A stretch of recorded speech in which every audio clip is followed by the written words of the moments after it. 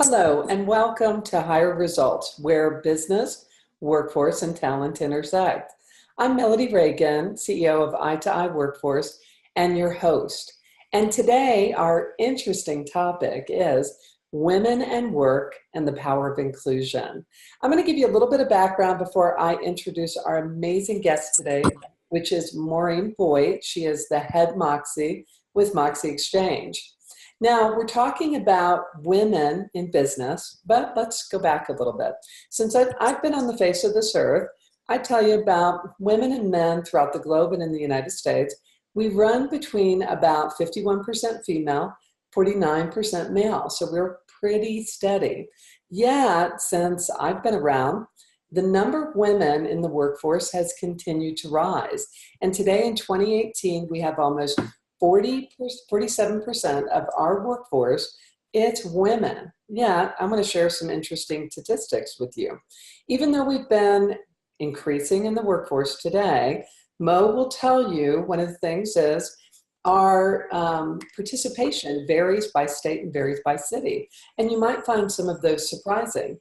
Of the workforce eligible women that are paid and in the workforce, believe it or not, states like North Dakota and Wisconsin, in some of their cities, have a 75% participation rate.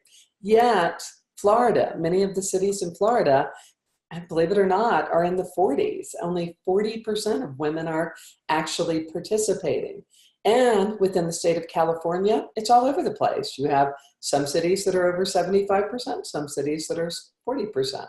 Now, the other thing in terms of advanced education, when I was younger, the split used to be 60-40, male-female, getting advanced education. Today, it's just the opposite. Believe it or not, it's 60% women and it is 40% male.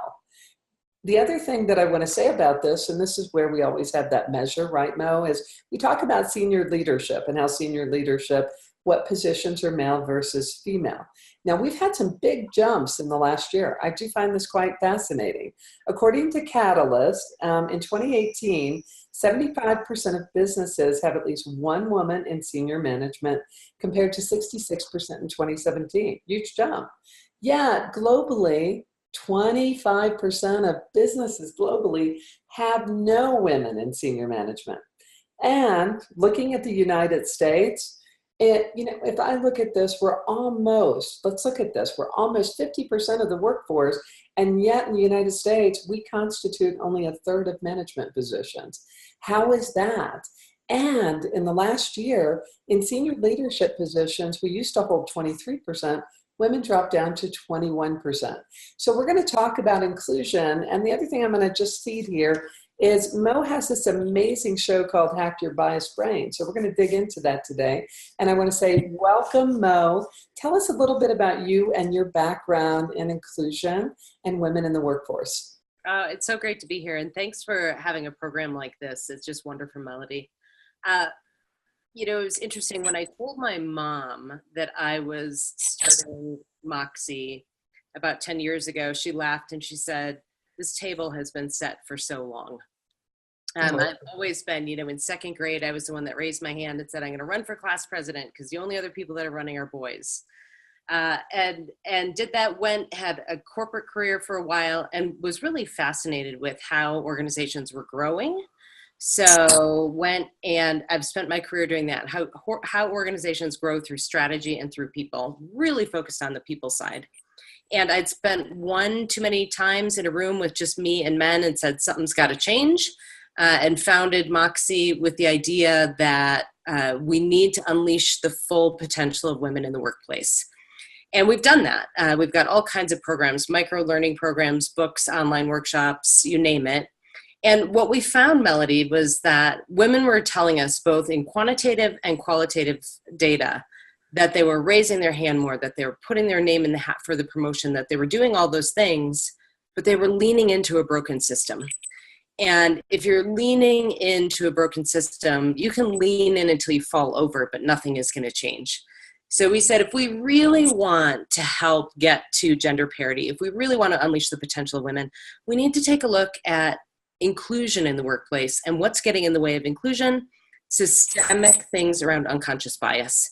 So now we actually have programs for leaders, for teams, and for individuals to understand our biased brain, to hack that biased brain, and to help build inclusion. By the way, I love that you take that perspective. Before we jump into that, just for everybody, why should we care? Why do we want balance in the workforce? Oh my gosh. Actually, if you are a leader and this is not on a top 5 strategic priority for you, you're actually putting your business at risk. So there's both a strategic imperative and a strategic competitive advantage. So the strategic imperative is every day, 10,000 more boomers cross the line into retirement. Right.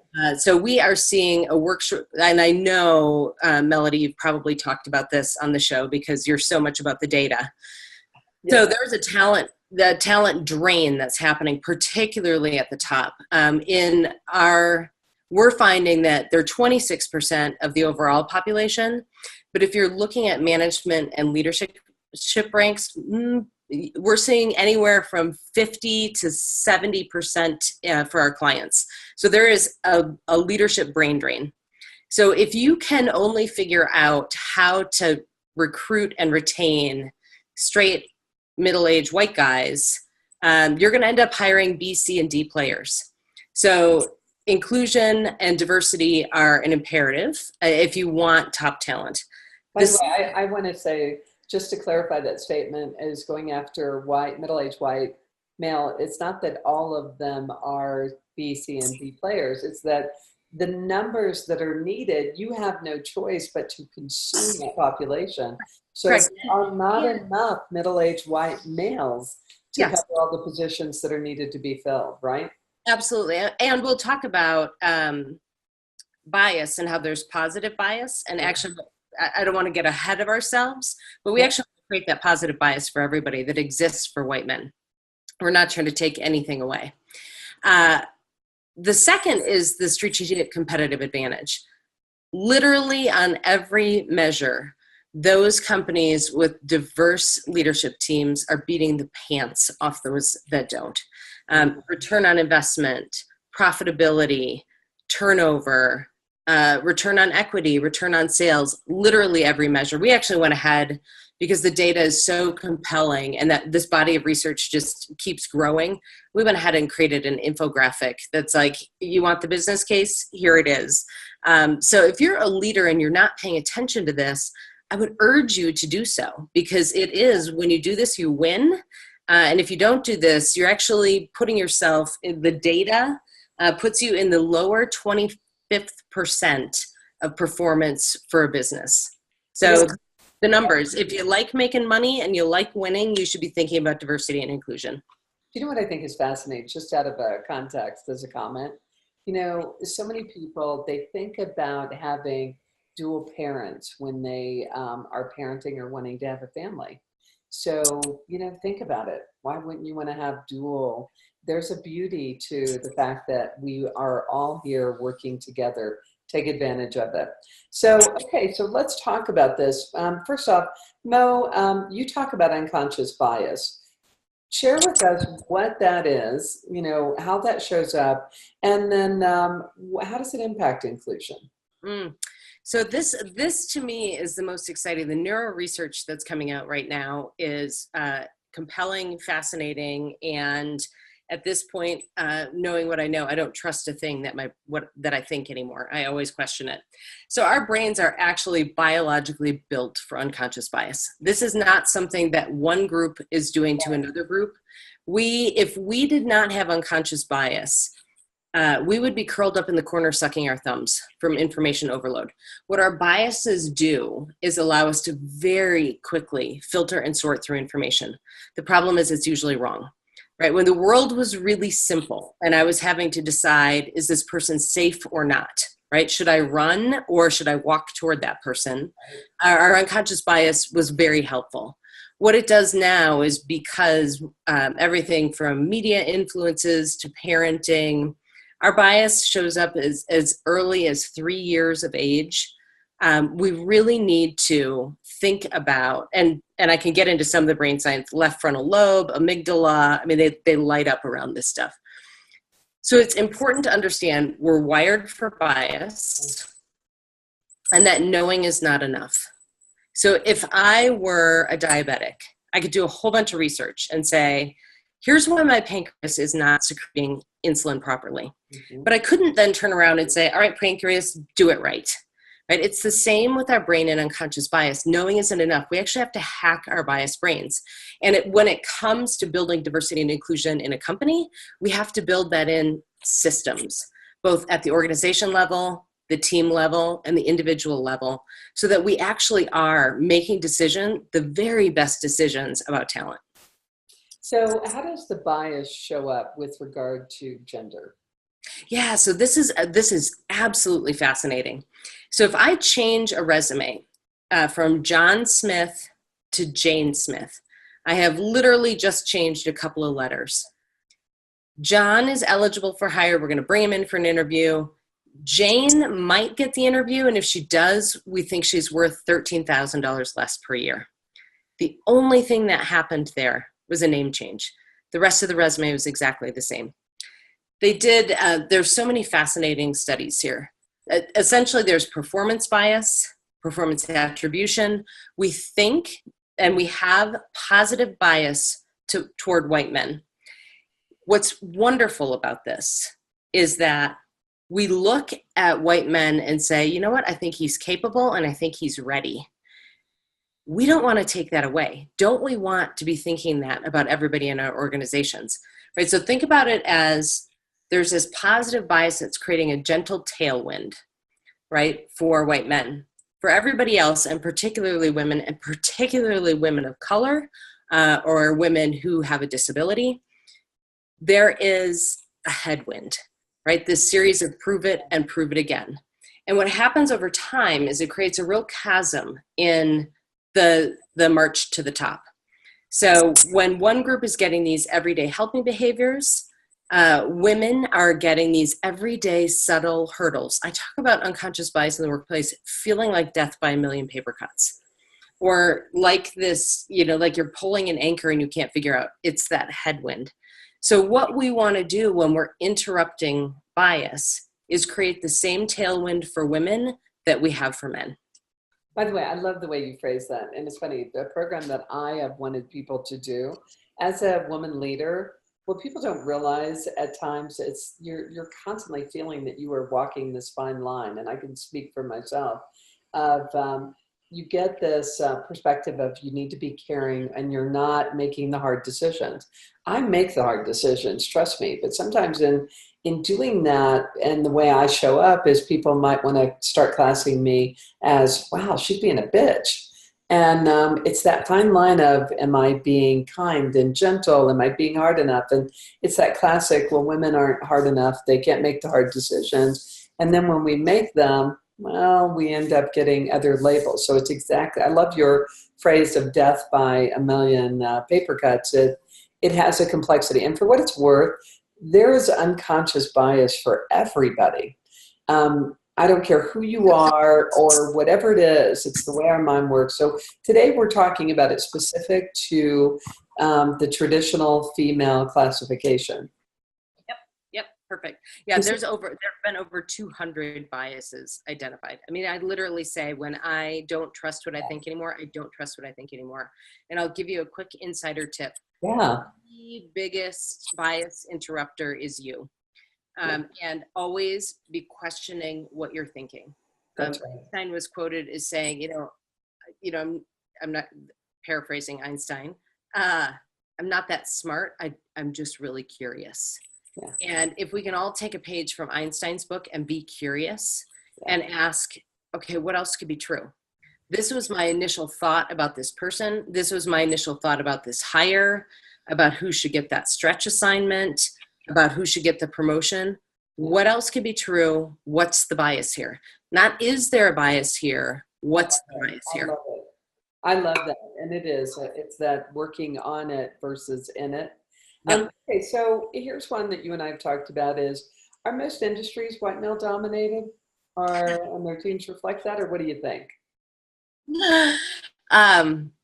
I absolutely, I have shocked quote Fortune 1000 executive teams when I've said I call BS on that excuse.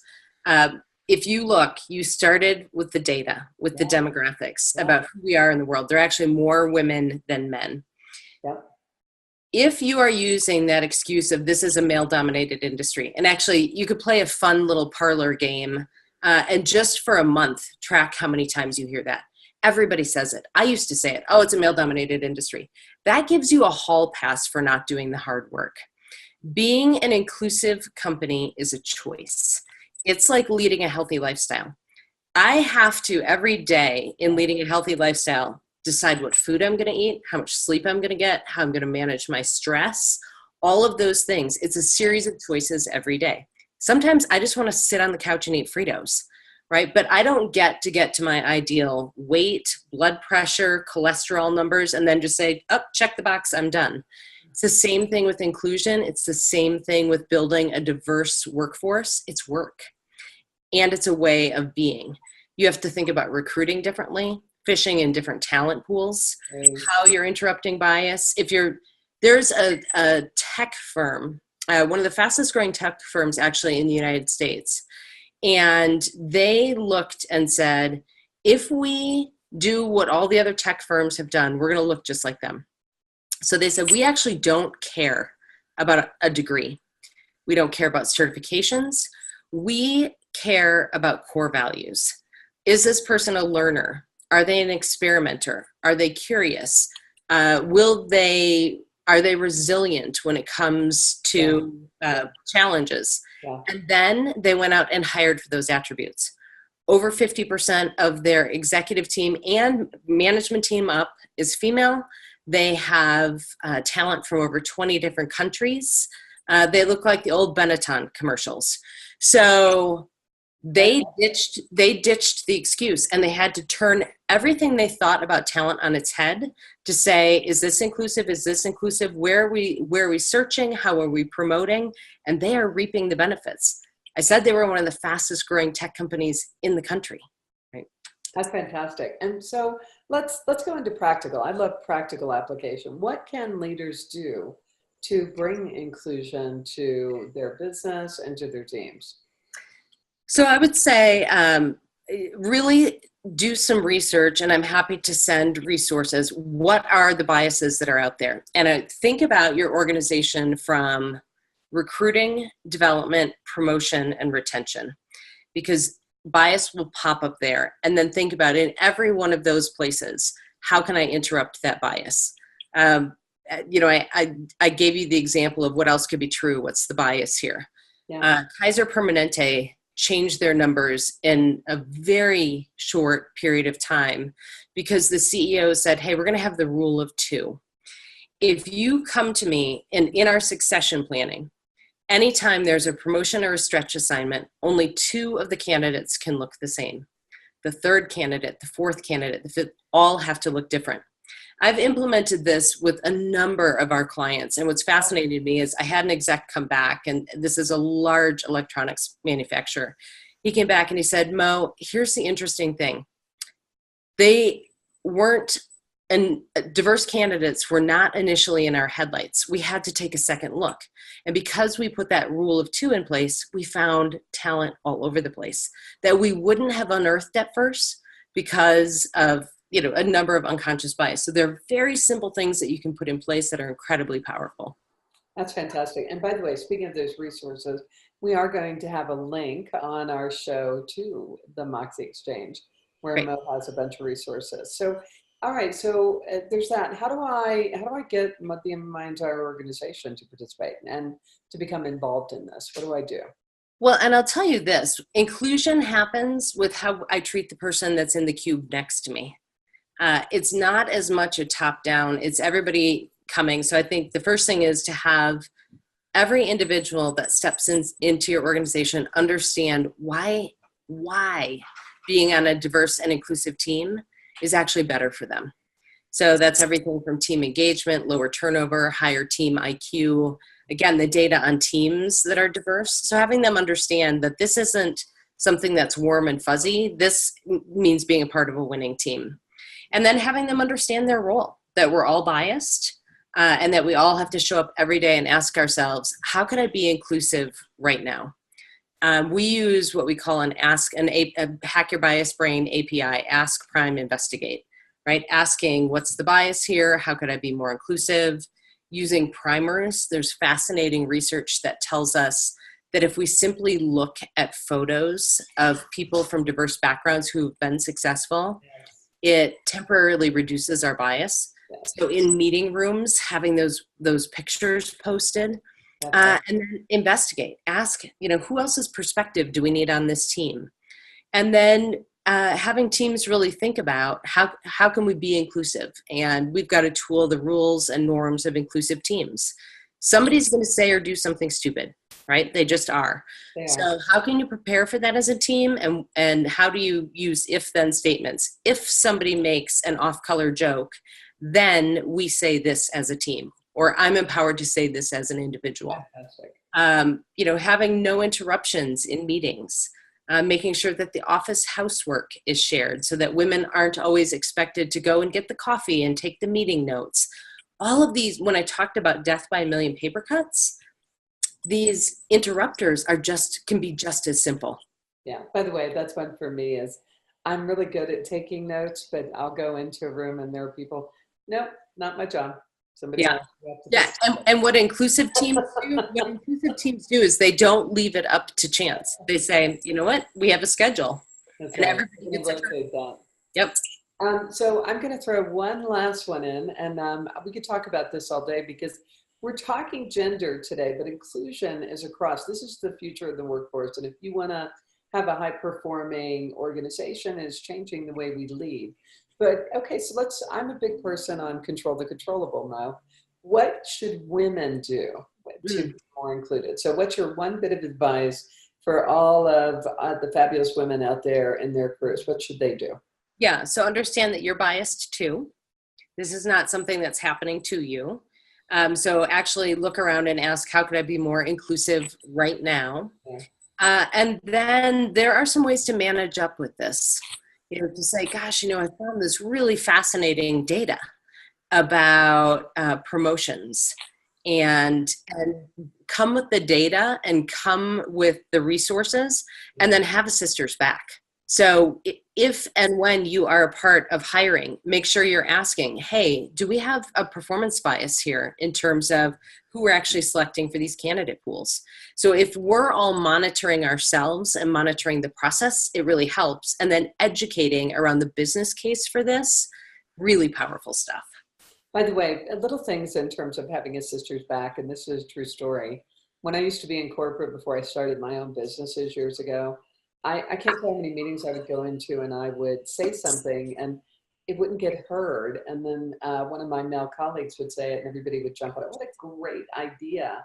And one of my techniques that I started is I'd find a colleague and I'd say, hey, when we go in, if you say something, pay attention, or if I say something, I want us to acknowledge it. So I'd make a comment and then my colleague would go, hey, Melody, that's a great idea. No, they would not do that if they didn't agree. What they did is by two of us doing it, it elevated the conversation to be heard. Absolutely. So just little things in terms of, Mo, before we go, I would love for you, because you're doing such great work with Moxie Exchange.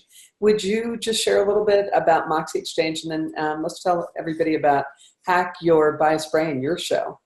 Yeah, you bet. What's great is we really are about how do we create workplaces where everybody thrives. So how do we unleash the potential of women? How do we create inclusion by busting bias? So we've got everything. We hit that from both sides. We've got micro-learning programs. We have, and what I love is that we're really seeing companies understand that it can't just be at the executive level. And that micro-learning they can send out, and literally within a month, you can have your entire organization having the same tools, using the same language, understanding how they can all be inclusive. So we're incredibly excited about it. And then we've had an online workshop now for oh man, 5, 6 years, called Rock Your Moxie. That is for women. And actually I'd have to look at the data, Melody, but probably 10% of our participants now are men. Okay. And when we hear from them, they say, this stuff is great. And 95% of it applies to me. And the other 5%, I really understand what you all are facing. So, and then our Hack Your Bias Brain programs are that micro learning that can go out to the entire organization. So we're having a lot of fun and making a really big difference. We're hearing and learning really great stats back from our clients about the things that they're able to do really quickly to start to turn this ship. That's fantastic. And Mo, I love the way you just always come at it so that you're allowing each and every person out there to bring their brilliance, and that's your goal. So I just want to say thank you so much for being with us today. And I want to thank all of our guests for being with us today. And just remember, Higher Results airs every Tuesday at 3 p.m. And you can find us on Facebook/Higher Results. And if you miss a show, don't worry about it. You can find past episodes on i2i Workforce/Higher-Results. And we're going to have a link and a couple of things from Mo for you there as well.